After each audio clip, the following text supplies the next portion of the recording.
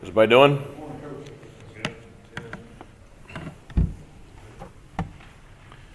Well, obviously, exciting weekend this past weekend with homecoming and everything went along with that, and then of course, a kind of a game to remember probably for a lot of our alumni and fans with 4 overtime win over Memphis, and a very good Memphis football team. And I'll tell you, just they were every bit what we thought they would be, and just really pleased with being able to get the victory. Obviously, it was not easy, and our kids had to come back time and time again, and just really pleased with the way we stuck together. Pleased with just kind of the toughness and resiliency and effort that we played with, and just just the way we won it. We just made it makes it one that you have certain games in your career that you'll never forget, and I think that's one of them that you'll never forget. Kind of some of the big plays in that one and the way we won it in the end. So big win for the season, big win for our program.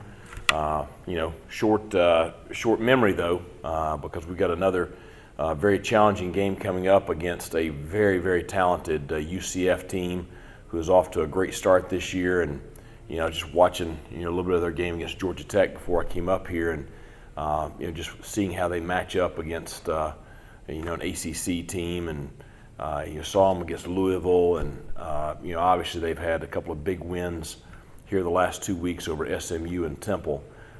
So we have quite a challenge. Thank goodness we're at home. So excited to be back in Daddy Ficklin Stadium.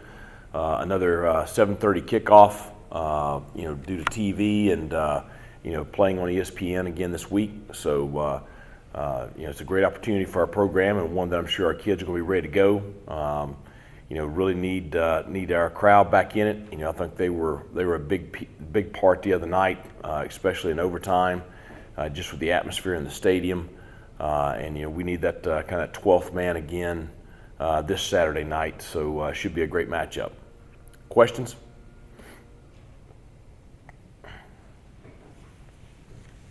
Coach, y'all faced some pretty dynamic quarterbacks this year, but I don't know if y'all have seen anybody quite like Plumlee, just speed-wise and arm strength. Just what type of challenges he present? I know. I've seen too much of him already. So, obviously played 2 sports at Ole Miss. He played baseball and football at Ole Miss. He was the starting quarterback there, and lost out in that competition, transferred to UCF, but he's a big kid. Probably 6 foot 6'1", 200 pounds. 4.4, 4.5 speed. So he has breakaway speed. Big muscular kid. Does a really good job in the quarterback run game. When your quarterback is also your leading rusher and you're not running the triple option, that says something about his ability to run the football. So he has over 500 yards gained rushing this year. He's thrown for over 1,500. Doesn't turn the ball over. And then all of a sudden you put him with, some of those skill kids that UCF has, and it just makes it a very, very dangerous offense. And, there's a reason. You look at the game against Temple last week, and, you're watching us 14-13, okay, 5 minutes to go in the first half. And then UCF scores the next 56 points, 21 before halftime. And, Temple Temple didn't turn the ball over. They didn't turn the ball over. They didn't get a kick blocked, that UCF didn't return a punt or a kickoff for a touchdown or anything like that. It was just that's how explosive UCF's offense is with Plumlee and his surrounding cast there. And so, it's probably our biggest challenge of the year so far. Coach, to follow up with that, the whole team speed for UCF, is that the main concern, and are they faster this year than they were last year? Well, I thought they were pretty fast last year too. I do think the quarterback with Richardson and O'Keefe, and then they've got a couple of transfers, one from Alabama and one from Auburn at the wide receiver position. I think you put a quarterback like Plumlee with those kind of skill kids, and I think that's what makes them so much more explosive offensively. They were very good defensively last year. Obviously, they're very good again. They've given up 20 points or less in every game, and the 20 points was to a very talented Louisville team. So I think that the speed on the defensive side of the ball, yes, that stands out too. But I think that they're a really solid football team, all three phases. Coach, you made some adjustments in special teams kicking game last week, personnel-wise. Conrad kicking extra points, field goals. I saw he's listed number 1 in the depth chart. Does that continue? Does that plan continue this Saturday? Well, I think he earned that opportunity last week with his performance in practice, and I think he backed that up with his performance in the game.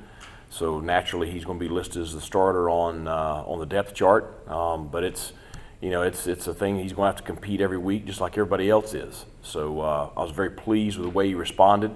I was confident after the last, the week before. I didn't feel like he was quite there just yet, but I thought he made a big jump last week. So I would anticipate him making continued improvement this week.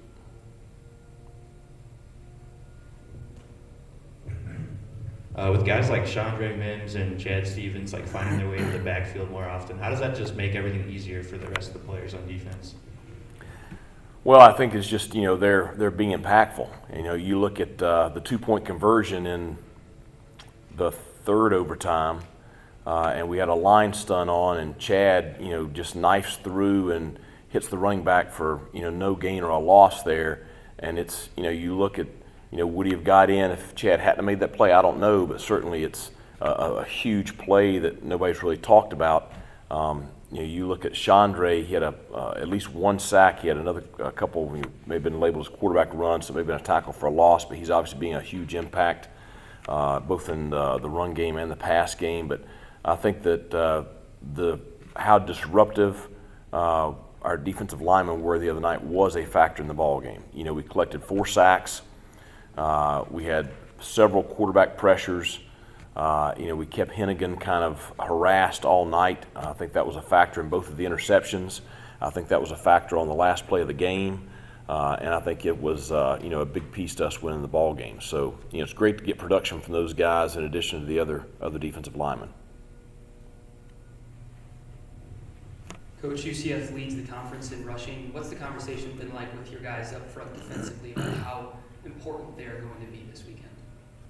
Well, we touched on it a little bit already. You have a dual threat quarterback, and then you have all those other players. I didn't even mention in my opening remarks Bowser, who was our starting tailback last year, and he and Richardson are kind of co-starters this year. But they have multiple quality running backs. Harvey's going to play a lot.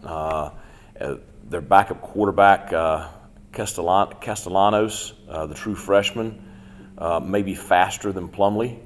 He had 3 long touchdowns against Temple the other night. And so I think that, you got a lot of challenges with the weapons that they have. And obviously, offensive line, I think they're very, very solid.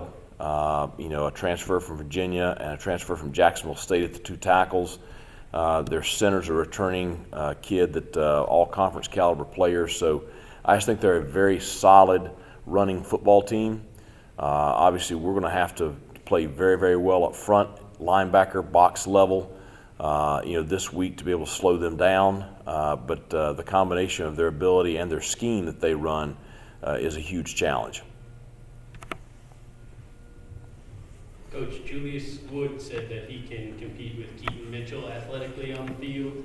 Is this a secret weapon that He probably can. I think everybody had their eyes open when he returned that interception the other night. But Julius obviously was a very talented kid that we recruited out of Blinn Junior College down in Texas. Played a good bit for us last year, special teams, reserve role on defense.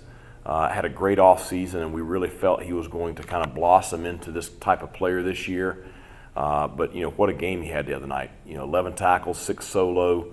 The interception was just a great play. I thought we had really solid coverage underneath, which forced a little bit of a high throw. Hennigan again was harassed on the throw, so he overthrew the dig route, and Julius made a great break on the ball. But what a job he did to not only make the interception, but to return it 47 yards for a touchdown. Had several of our guys. We work the interception return drill each week, but our guys did a great job executing it, not getting a block in the back, which that can happen sometimes. Chad Stevens had a couple of big blocks on the return. Gerard Stringer had a what's now become you can't blindside him anymore. So he did the kind of drive-by block and to kind of screen a guy, but just a great couple of moves to get into the end zone right there, and a huge play in the ball game. Tied the game at 20, and kind of got the momentum back headed our way there in the second half. A big play by a really talented player.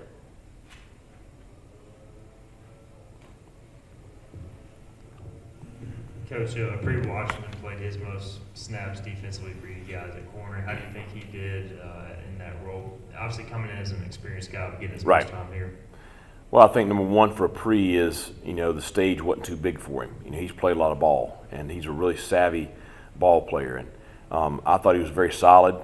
I think he is probably the most critical person of his performance. I mean, he's texting me at like 12:30 Saturday night, Sunday morning. I'm driving home and I'm getting texts from him, about, Coach, I got to play better. I should have made that tackle on the route right there or whatever. And it's I respect the fact that he's excited about getting his most significant time, but not happy with his performance and wants to play better. But it's good to have him on our squad. Outstanding young man. Coach, I'm not sure if you're aware, but Coach Malzahn said that he was not aware of Eastern North Carolina's barbecue and that we were famous for that. What's your response to that? Can we make sure that he gets a nice plate of that on Saturday? I don't know.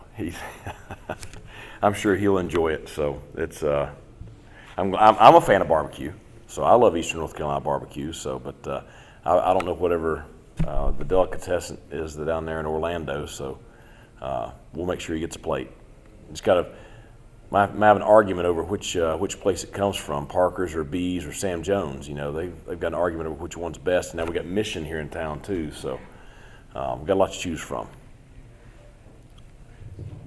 So I wrote down this play. I think it was in the fourth quarter. Ryan Jones just had a really great block to spring a run, and I guess I'm kind of curious what his involvement is in blocking now. Obviously, with Rajay gone, are you kind of looking to kind of pick up some of that slack? Well, at his position, he's got to be a solid blocker, and that was a big play. Keaton was able to break a run off the right side. Ryan had the block on the perimeter defender right there. Keaton didn't quite score.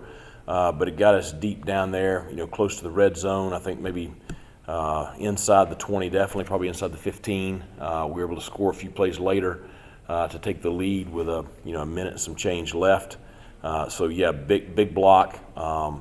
Something I've really challenged Ryan with is to really continue to improve his blocking on the perimeter and his blocking in the run game in the box.